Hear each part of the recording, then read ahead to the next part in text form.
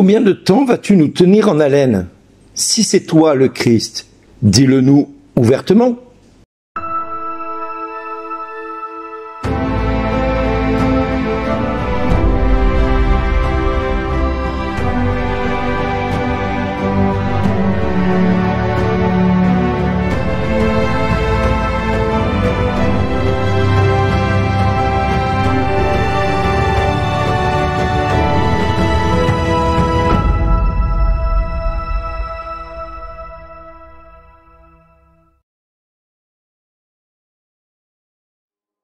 Bonjour les amis, une question qui pourrait être d'actualité.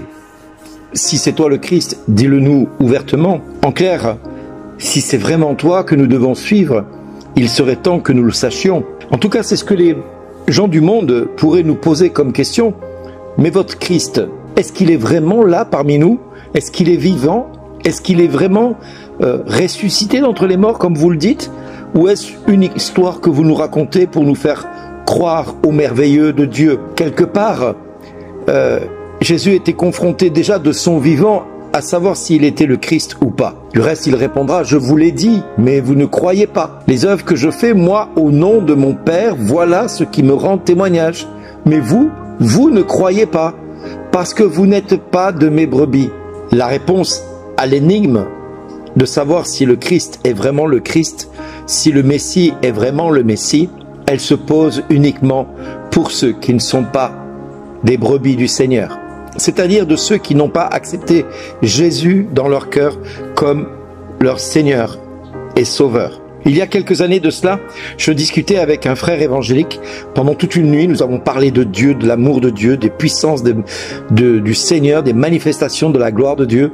Et tout au long de cette nuit-là, je me rappelle que la personne qui nous accueillait nous regardait discourir sur les merveilles de Dieu et sur les témoignages que nous avions l'un et l'autre à raconter. Et vers le petit matin, alors que notre hôte décidait d'aller se coucher parce qu'elle commençait à être fatiguée, et effectivement il était presque 7 heures du matin, nous avions parlé toute la nuit, et mon ami et frère en Jésus finira cette nuit-là à me dire: Bernard, il y a une certitude, c'est que nous avons un Dieu extraordinaire. Et je lui ai répondu: non, nous avons un Dieu ordinaire, c'est ce qu'il fait qui nous semble extraordinaire. Mais lui, il est ce qu'il est depuis toujours, il n'a jamais changé, il ne varie pas, il est le même hier, il est le même demain, il est le même aujourd'hui, il sera toujours le même. Le comble de l'histoire, c'est que parce qu'il agit de manière extraordinaire dans notre vie, nous pensons qu'il est extraordinaire. Non, il est Dieu.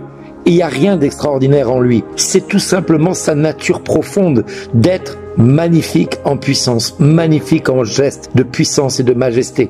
Il est lui et il ne peut pas se dénir de ce qu'il est, ni même de se défaire de ce qu'il pense, de ce qu'il voudrait être. Il ne peut rien faire contre sa propre nature qui est foncièrement bienveillante à l'égard de l'homme. Oui, le Seigneur est amour et il n'y a pas de plus grand amour que de donner sa vie pour ceux qu'on aime. C'est ce qu'il dira à ses disciples et c'est ce qu'il nous laissera comme témoignage à chacun de nous. Certes, nous avons tous et toutes eu des expériences de rencontres spirituelles avec le Seigneur. Le Saint-Esprit nous a rendu sa présence à nos côtés plus tangible, plus palpable. Personnellement, j'ai pu vivre des manifestations du Saint-Esprit à l'appel et je peux reconnaître une chose, c'est que pas une seule fois Dieu n'a varié. Il est toujours le même. Il agit de manière différente d'un jour à l'autre, d'une personne à une autre, mais il est le même. C'est-à-dire qu'il se comporte toujours de la même manière. Il aime et il sauve. Et parce qu'il sauve, il révèle l'amour du Père.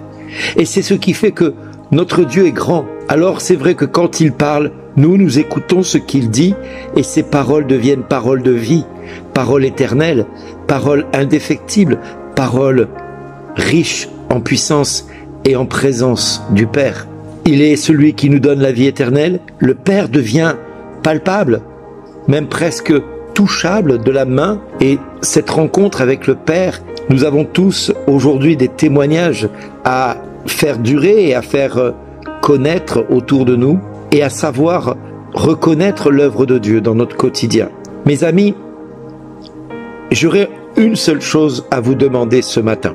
Aujourd'hui, c'est une fête dédiée à la Vierge Marie, à Notre-Dame de Fatima. Pas n'importe quelle fête, le 13 mai.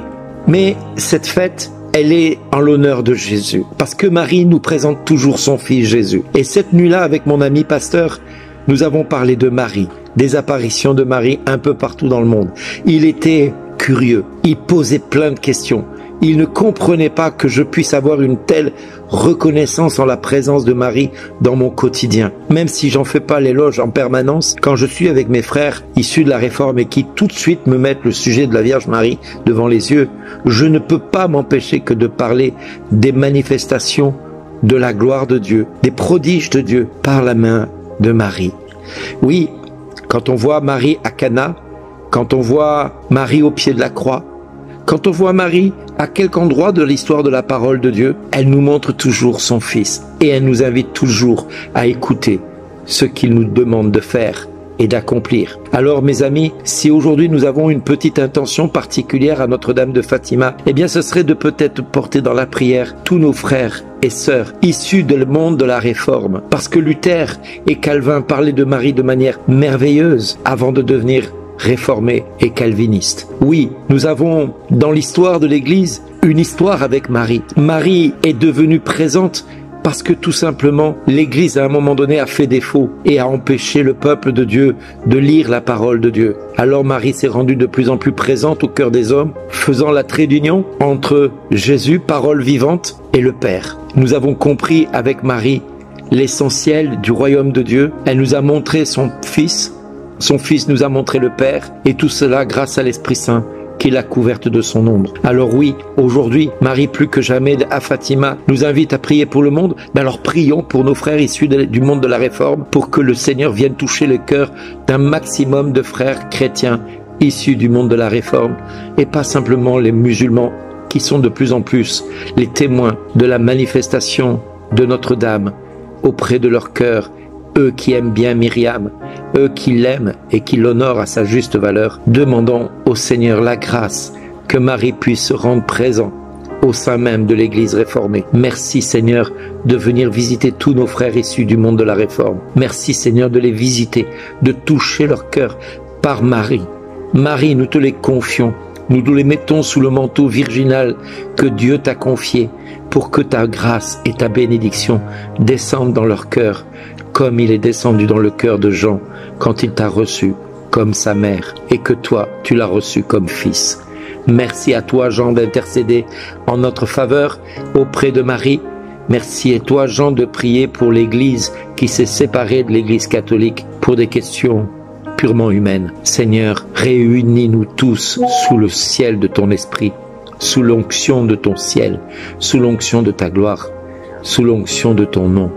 Père, au nom de Jésus, nous avons prié, qu'il en soit ainsi. Amen. Merci d'exister.